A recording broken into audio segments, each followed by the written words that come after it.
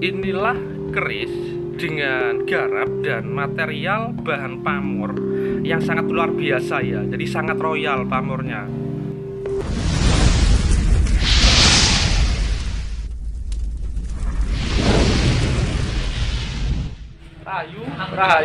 Rahayu.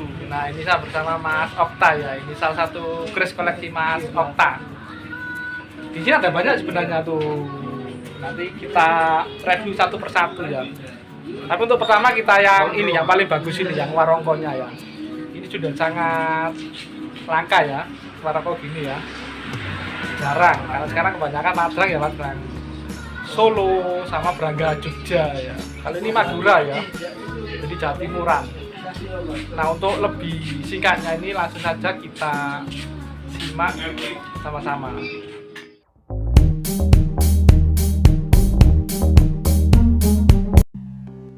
Nah, sekarang kita lihat warongko dari keris ini ya. Jadi ini kalau kita perhatikan kayunya cukup bagus ya. Jadi terlihat agak ngiden gitu. Orang biasanya nyebutnya kayu trembalu.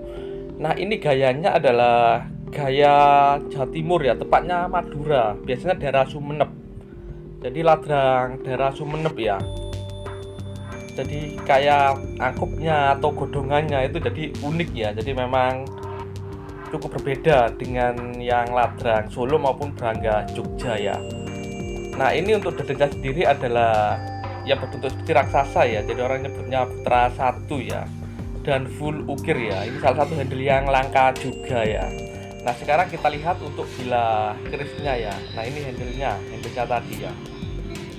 Nah, kalau kita perhatikan bilah kerisnya, mungkin teman-teman akan teringat dengan keris karya Empu Koso ya, yang biasanya pamornya tebel ya, atau nyebutnya agal ya. Tapi ini bukan ya, kalau kita lihat gandeknya tadi ya. Dan ini kalau dari informasi salah satu temen yang di Madura, ini kalau nggak salah dari salah satu daerah di Sumeneb ya, kalau nggak salah Karangdiwek ya. Itu juga salah satu penghasil keris ya di era dulu yang cukup bagus garapnya ya. Dan ini kalau kita lihat untuk materinya, ini bahkan sebagian besar satonya ini adalah bahan pamor. Jadi kalau teman-teman lihat, justru besinya lebih sedikit ya, pamornya jauh lebih banyak.